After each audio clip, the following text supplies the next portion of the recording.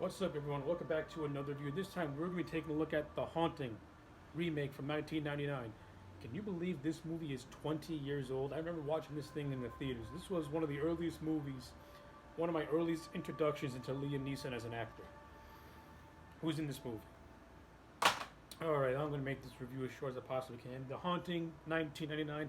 This is a cheesy remake. This has that 90s era of horror film written all over it. This movie does not have any scares whatsoever. It doesn't really have all that good suspense whatsoever.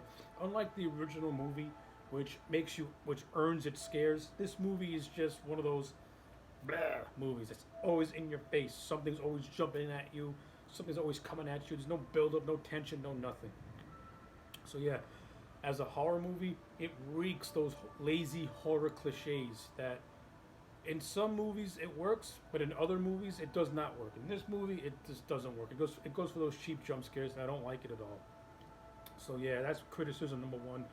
Criticism number two: I like Liam Neeson as an actor. I like him in this movie, but his character is kind of a dick. His character is really a dick. Pretty much, his character is is a doctor who's studying fear, and he pretty much cons people into going to Hill House under the guise of him trying to cure their insomnia. But in actuality, he wants to study their fear and how they get scared. So it's kind of a sleazy, dickish kind of a guy. But Liam Neeson plays the role well, and he's not all of an asshole because I do like him, because he does still have a likable quality to him, I guess. Catherine Zeta-Jones in this movie, she's a mediocre actress, but she is hot as hell, especially in 1999. Lily Taylor plays Eleanor in this movie, and she's okay. Her character's relation to Hugh Crane is actually related to Hugh Crane in this movie, which is kind of lame. It's really lame that the big twist in this movie is that Nell is the great granddaughter of Hugh Crane, and it gives her a connection to Hill House, which kind of ruins the suspense of Nell going. And Nell doesn't really go crazy in this movie like she does in the original movie. Like, I never get the sense that Nell's losing her mind. I get the sense that people think she's losing her mind, but I don't know. Maybe it's the way Lily Taylor played it. She didn't play it as Nell losing her mind. It's just really awkward acting on her part, trying to not being able to sell what she's trying to sell properly, which is a letdown. And then we have Owen Wilson in this movie as Luke, and I like Owen Wilson as a comedian, but in a horror movie, ugh, his selling of being scared is just weird. He's not good at it. I mean, listen, I love Owen Wilson as a comedian. I think he's freaking hilarious, but in this movie, he is bad. He is the weakest link, and you can clearly tell he's the weakest link. To tell you the truth, my favorite parts of this movie is Liam Neeson and the cameos from Bruce Dern and Miriam Sheldis, who played the Dudleys. Those are pretty much the only people I like in this movie because they actually stand out for me. You know, the Dudleys come across as just very weird, yeah, and very just like intimidating in a way.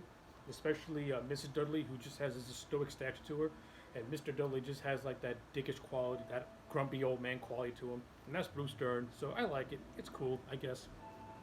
Uh, but visually, this movie does look pretty good. Jan de Bont, who did Twister and Speed, did a good job directing this movie.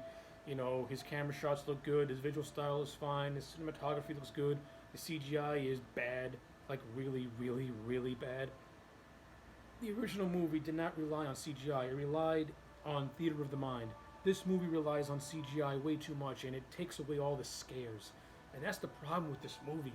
It's a haunted house movie, and it just has no scares, and the overall story to this movie is kind of weak compared to the first movie.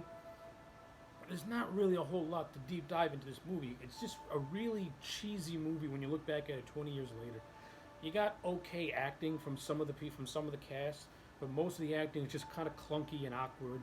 The visuals are just there, the scares are not there, and this movie is just not there. Now, it sounds like I'm raking this movie over the coals. I don't really mean to, because I do like it as a guilty pleasure. It's entertaining to watch. It's not boring.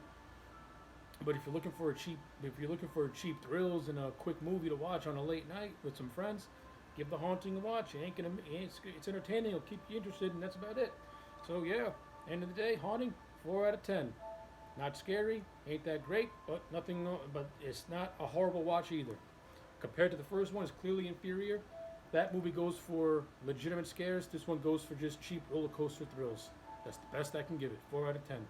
So yeah, those are my thoughts on the Haunting remake of 1999. Let me know your thoughts in the comment sections down below. Do you like it? Do you hate it? I would like to know. Also, I will put my review for the original Haunting in both the description boxes and in the comment sections. Like the video and subscribe, and I'll check you back next time for more.